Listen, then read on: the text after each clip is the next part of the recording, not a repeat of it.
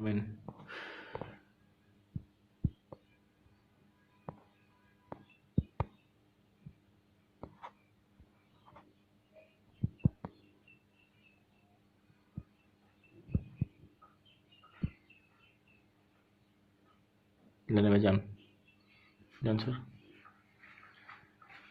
শিক্ষার্থীবৃন্দ, আরো একবার স্বাগতম সবাইকে। আজকে আমরা ম্যাথমেটিক্স 2 বইয়ের লিমিট অধ্যায় বা সীমা এই অধ্যায়ের আরো একটা প্রবলেম সলভ করব। প্রবলেমটা অনেক ছোট, যদি পরীক্ষায় আসে অতি সংক্ষিপ্ত অংশে থাকতে পারে। তো এই প্রবলেমটাতে ম্যাক্সিমাম 2 মার্ক থাকবে। তো আমরা প্রবলেমটা করার চেষ্টা করছি। তো প্রবলেমটা আমরা যদি বোর্ডের দিকে লক্ষ্য করি, প্রবলেমটা বলছে এরকম, লিমিটিং ভ্যালু। আচ্ছা, লিমিটিং ভ্যালু আমরা এর আগে একটা প্রবলেম করেছিলাম, ওই জায়গায় লিমিটকে তার সংকেত এল আই এম লিখেছিলাম।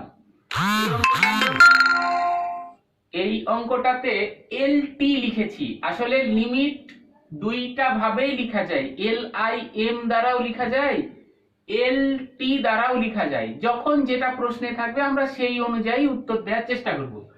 আচ্ছা, প্রবলেমটা পড়ছি। Limiting value x tends to infinity 2x + 1 divided by 5x - 8। আচ্ছা, লিমিটের অঙ্কে কয়েক ক্যাটাগরির অঙ্ক আছে এই অধ্যায়ে। তো এটা একটা টাইপের, এই টাইপের অঙ্ক চিনতে হলে আমাকে দেখতে হবে যে limiting value x tends to infinity আছে এই জায়গাটা, আর উপরে একটা রাশি থাকবে, নিচে একটা রাশি, লব এবং হরের। আচ্ছা আচ্ছা, তাহলে আমরা এই রকম প্রবলেমে কি করণীয়? প্রথমে আমরা দেখব যে পুরা অঙ্কটার মধ্যে যেই চলকটা আছে, দেখতেই পাচ্ছি এখানে চলক হচ্ছে x। তো এই x চলকের সর্বোচ্চ ঘাত কত? যেমন উপরে দেখছি 2x + 1, মানে x এর ঘাত হচ্ছে 1, মানে পাওয়ার আছে 1।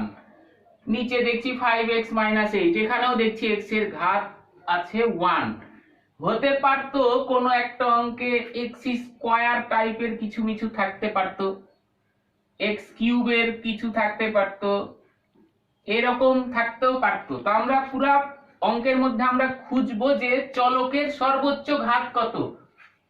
তো এখানে সর্বোচ্চ ঘাত x⁴ বা x। তো এই অঙ্কের প্রথম কাজ হবে প্রত্যেককে x দ্বারা ভাগ করা। অন্য অঙ্কের ক্ষেত্রে x এর পাওয়ার যদি 2 হয় সর্বোচ্চ ঘাত, তাহলে x² দ্বারা ভাগ করা।